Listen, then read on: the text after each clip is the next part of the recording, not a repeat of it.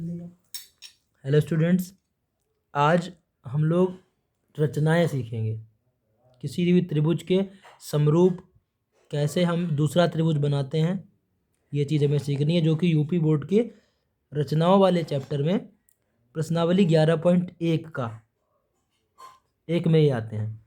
तो सबसे पहले सवाल पढ़ते हैं और उसकी रचना करते हैं। देखिए, शुरू करते हैं। देखिए, लिखा है सवाल में, आधार 8 सेंटीमीटर तथा ऊंचाई 4 सेंटीमीटर के एक समद्विबाहु त्रिभुज की रचना कीजिए और फिर एक अन्य त्रिभुज की रचना कीजिए जिसकी भुजाएं इस समद्विबाहु त्रिभुज की संगत भुजाओं की एक सही 1/2 गुनी हो।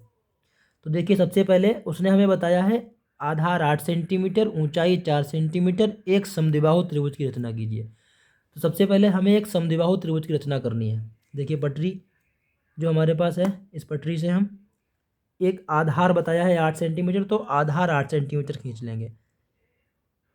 ये हमने यहाँ पे आधार खींच लिया, 0 वाले निशान लगाया है और इसके बाद में 8 सेंटीमीटर पर निशान लगाया है और दोनों को हमने क्या किया, मिला दिया। एक सीधी रेखा में 8 सेंटीमीटर तक हमने मिला दिया। तो ये हमारे पास ये आधार हो गया है हमारे पास त्रिभुज का 8 सेंटीमीटर का। ठीक, इनके पॉइंट मान लेंगे हम। उसके बाद उसने हमसे कहा है कि ऊंचाई है 4 सेंटीमीटर। तो देखिए, सबसे पहले तो हम इस सवाल को हम इस रेखा को आधा करेंगे। ठीक, बिल्कुल बीच से इसकी ऊंचाई को हम क्या करेंगे, 4 सेंटीमीटर नापेंगे, क्योंकि इस त्रिभुज में हमें ऊंचाई दी गई है, ना कि उसने हमसे कहा है कि ऊंचा है इतना ऊंचाई। वैसे अगर कोई भुजाएं दी गई होती हैं तो हम डायरेक्ट भरते हैं प्रकार में और उसके बाद में ऐसे इधर से चाप लगा के कर देते हैं।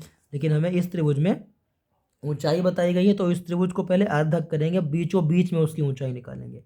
देखिए, अर्धक करने का मतलब है कि प्रकार से इस रेखा के आधी से ज़्यादा दूरी इधर के लिए भरी, इधर चाप लगाई, और एक हमने इधर से पॉइंट से दूरी भरी और इधर चाप लगाई। ठीक, अब ये जो रेखा है और इसके बाद में उसी दूरी से हमने इधर भी चाप भरी लगाई और इधर से भी चाप लगाई। दोनों को हमने क्या किया, दोनों चापों के बिंदुओं को हमें मिलाना है। दोनों चाप के बिंदुओं को हम क्या करेंगे, मिलाएंगे। और मिलाएंगे सिर्फ कितना कितना कि वो 4 सेंटीमीटर तक पहुंचे। देखिए, इधर से हम 4 सेंटीमीटर पे रख लेते हैं रेखा को और आगे बढ़ा देंगे इसको सीधी रेखा 4 पे। ये इस तरीके से जो मिलेगी, देखिए ये वाला पॉइंट और ये वाला पॉइंट पूरा स्केल में आना चाहिए। और इस रेखा पर 4 पॉइंट वाला निशान भी देखिए दिख रहा होगा आप लोगों को, सीधे 4 पॉइंट वाला निशान होना चाहिए।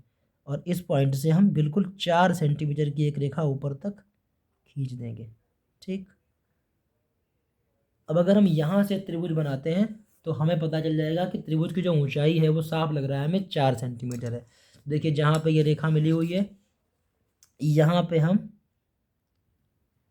इसको मिला देते हैं। ठीक, अब इस त्रिभुज की जो ऊंचाई है वो 4 ही सेंटीमीटर रहेगी। देखिए, इस तरीके से ये मिला दिया गया, 4 सेंटीमीटर ऊंचा त्रिभुज हो गया है।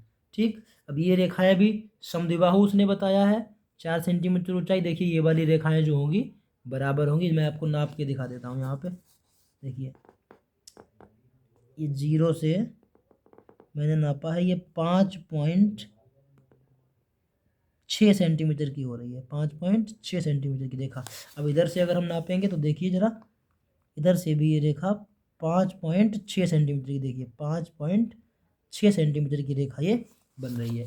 तो ये दो रेखाएं 5.6 की बन गई और ये 8 सेंटीमीटर की मैंने शुरू में ही खींची थी। तो इसका मतलब ये रेखा जो बनी है हमारी, ये 8 की है, ये 5.6 की, ये 5.6 की। तो ये त्रिभुज जो हमारा है समद्विबाहु त्रिभुज है। देखिए, ये वाली चाप का अब हमें कोई ज़रूरत नहीं है, ये चाप सिर्फ हमने ऊंचाई रखने के लिए ली थी। तो इसको हम क्या करेंगे, मिटा देंगे, क्योंकि हमें अभी इसके समरूप त्रिभुज बनाने के लिए हमें ज़रूरत पड़ेगी जगह की। अब देखिए, चापें जो बड़ी हो गई, इन चापों को भी हम क्या कर देते हैं, मिटा देते हैं। ज़्यादा बड़ी चाप की कोई ज़रूरत नहीं है, चाप बड़ी को मिटा देते हैं। उसके बाद में इसके बाद में हमें क्या करना है, देखिए अब हमारे पास एक त्रिभुज है जो कि उसने कहा था त्रिभुज की रचना कीजिए, तो त्रिभुज हमने बना लिया है। ठीक, इसका नाम हम कुछ रख लेते हैं ए और बी, और इधर इसको हम रख लेते हैं सी। ठीक, ये ए बी सी त्रिभुज हमारे पास हो गया। अब इस त्रिभुज के हमें एक समरूप त्रिभुज बनाना है। फिर देखिए क्या लिखा हुआ है, फिर एक अन्य त्रिभुज की रचना करनी है जिसकी भुजाएं कितनी है, इस समद्विबाहु त्रिभुज की संगत भुजाओं के 1/3 गुनी है। ठीक, इसी समद्विबाहु त्रिभुज के संगत भुजाओं की जो क्या होंगी, 1/3 गुनी होगी, इसके समरूप त्रिभुज बनेगा। देखिए अब लोगों को मैं बता दूं कि यहाँ पर सबको पता है 1/2 को हम अगर करेंगे तो 2 कम 2 और 1 3/2 हो जाएगा। कितना हो जाएगा, 3/2। देखिए इसको अगर हम हल करेंगे, देखिए 1/2, इसको हम लिख सकते हैं कितना, 2 1 कम 2 और 1 3/2 लिख सकते हैं। ठीक, 3/2। अब 3/2 में देखिए अंश जो है वो क्या है, बड़ा है, और हर जो है वो छोटा है। यदि हमें किसी भी त्रिभुज के समरूप दूसरा त्रिभुज बनाना पड़ता है तो हम ये देखते हैं अंश अगर बड़ा हो जाए तो वो त्रिभुज हमेशा दिए गए त्रिभुज के बाहर से बन के आता है समरूप, और अगर अंश छोटा हो जाता है हर से, अगर अंश हर से छोटा हो जाता है तो इस त्रिभुज के अंदर ही बनता है। कहने का मतलब अगर ऊपर की संख्या क्या हो जाए, छोटी हो जाए, तो त्रिभुज अंदर ही बनेगा, दिए गए त्रिभुज के अंदर बनेगा। और अगर नीचे की संख्या नीचे की संख्या बड़ी हो जाए, ऊपर की संख्या छोटी हो जाए, तो अंदर बनेगा, और अगर ऊपर की बड़ी नीचे की छोटी हो जाए तो त्रिभुज बाहर बनेगा। ठीक, तो यही कंडीशन इसमें अप्लाई होगी, ऊपर की बड़ी है संख्या, नीचे की संख्या छोटी है, तो इस त्रिभुज के बाहर ही त्रिभुज हमें बनाना पड़ेगा। देखिए अब हमें दिए गए त्रिभुज के समरूप त्रिभुज का निर्माण करना है, वो कैसे करते हैं अब यहाँ पर से त्रिभुज बनाना सिखाएंगे। देखिए एक बिंदु ए से, शुरुआत के बिंदु से हम क्या करते हैं, एक न्यून कोण बनाती हुई रेखा खींचते हैं। देखिए न्यून कोण मतलब 90 अंश से कम होना चाहिए। 90 अंश मीन्स सीधी रेखा इस पे, इस त्रिभुज इस लाइन के सीधी रेखा नहीं होनी चाहिए, क्या होनी चाहिए, न्यून कोण पर होनी चाहिए। न्यून कोण मतलब 90 से कम। कितना भी खींच सकते हैं, कोई ज़रूरत नहीं है। तो हम पटरी प्रकार से नहीं बनाते, सीधे पटरी से एक लाइन खींच लेंगे जो कि नॉर्मली हम जान जाएंगे कि 90 अंश से कम है। 90 मतलब सीधी ना होकर के तिरछी लाइन अंदर की तरफ खींच दें। ठीक, तो यहाँ से हम क्या करेंगे, अंदर की तरफ एक तिरछी लाइन खींच देते हैं इस तरीके से, बिना किसी नाप की। ठीक, बड़ी भी खींच सकते हैं, थोड़ी छोटी भी खींच सकते हैं, इतनी हमें खींचनी है अनुमानित, जो कि इधर के लिए साइडों में लाइन क्या हो जाए, मिल जाए। अब ए से लेकर हमने एक्स तक मान लिया लाइन खींची, ए से लेकर एक्स तक की ये लाइन खींची है। अब क्या करना है, दूसरा स्टेप हमें ये करना है कि एक दूरी भरेंगे प्रकार में, कोई सी भी अपने मन के नाप करके, जो कि ज़्यादा बड़ी ना हो, थोड़ी सी यहाँ पे दूरी भर लेंगे, और उसी दूरी से ए के बाद जो ए एक्स लाइन हमने खींची है, इसी लाइन को क्या करेंगे, इसी दूरी से बार बार लगातार आगे बढ़ते बढ़ते चापों को क्या करते रहेंगे, लगाते रहेंगे। देखिए इस रेखा को जो काटती रहे, पहली चाप लगाई जो कि इस रेखा को काट दिया, फिर हमने अगली चाप, अगली वाली जहाँ पे काटा है वहाँ पे नोक रखी प्रकार की, और फिर एक चाप लगाया, फिर दूसरी बार फिर यहाँ पे हमने प्रकार की नोक रखी और फिर एक चाप लगाया। ठीक, अब हमें ये ध्यान रखना है कि हमें कितनी चापें लगानी है, ये हमने ध्यान रखना है। हमने सिर्फ उतनी ही चापें लगानी है जितनी संख्या अंश और हर में से क्या हो, बड़ी हो। बड़ी संख्या अंश और हर में कितनी है, 3 है, तो हमने केवल कितनी चापें लगानी है, 3 चापें लगानी है। 1 2 और 3 मैंने चापें लगा दी, बस। इन चापों का हम नाम रख देंगे, चूँकि ये ए रेखा पर बन रही है तो इसलिए इनका नाम रखेंगे A1, इधर से A2 और A3। ठीक, अब देखिए हमें पता है कि जो त्रिभुज हमारा बनेगा वो इस त्रिभुज के क्या होगा बेटा, बाहर की तरफ बनेगा। ठीक, अंदर नहीं बनेगा।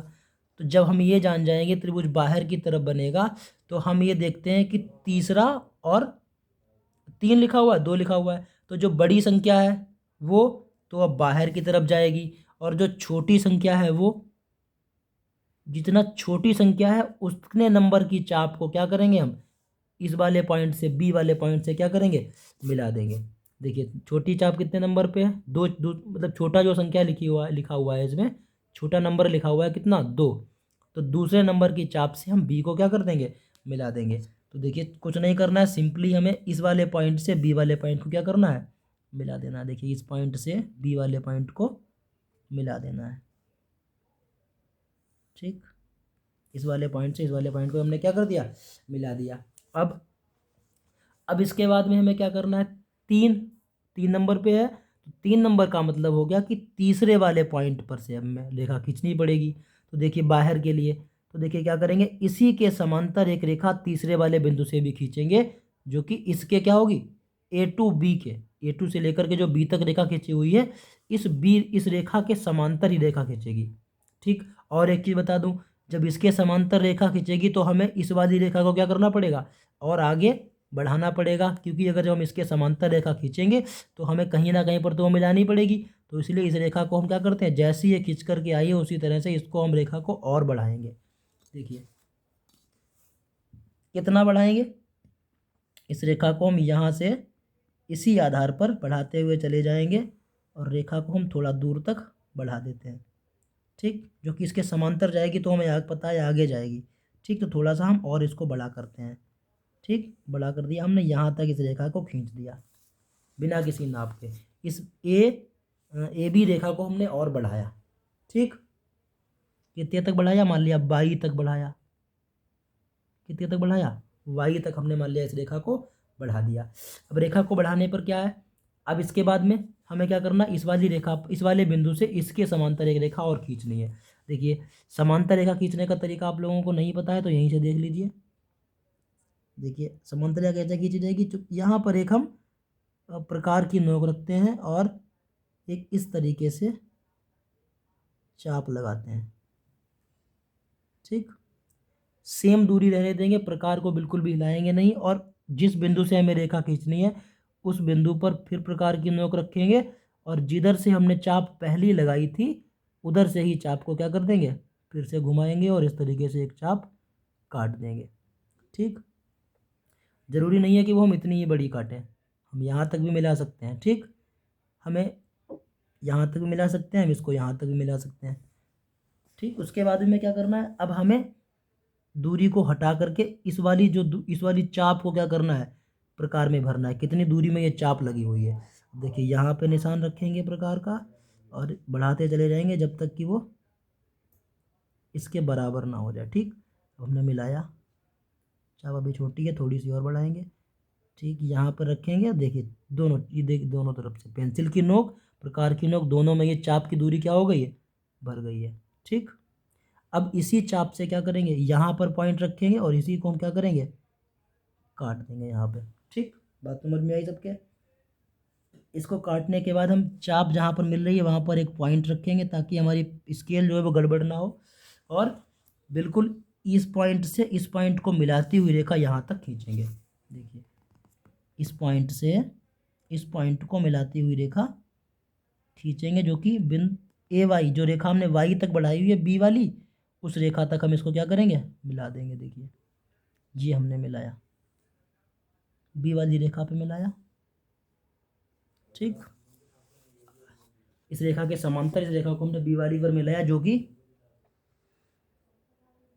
बिंदु बी डैश पर काटती है। कहाँ काटता है, बिंदु बी डैश पर काट रहा है। ठीक, अब देखिए ए टू बी जो रेखा है वो ए थ्री बी के बी डैश के क्या है, समांतर रेखा खींची हुई है। ठीक, अब इस समांतर रेखा को क्या करेंगे, बना दिया है। अब इसके बाद में अब हमें इधर से भी इस पॉइंट के भी समांतर, इस वाली रेखा के बीसी समा रेखा के समांतर इस पॉइंट से समांतर रेखा आगे की तरफ खींचनी है। और जब हमें इधर से रेखा खींचनी पड़ेगी तो हमें पता है फिर से हमें ए सी को भी क्या करना पड़ेगा, बढ़ाना पड़ेगा। देखिए ए सी को हम क्या कर रहे हैं, बढ़ा रहे हैं। इस ए सी रेखा को हमने बढ़ा दिया है यहाँ तक। ठीक, यहाँ तक रेखा को बढ़ा दिया। ठीक, जो कि जेड तक मान लिया हमने, इधर बढ़ा दिया।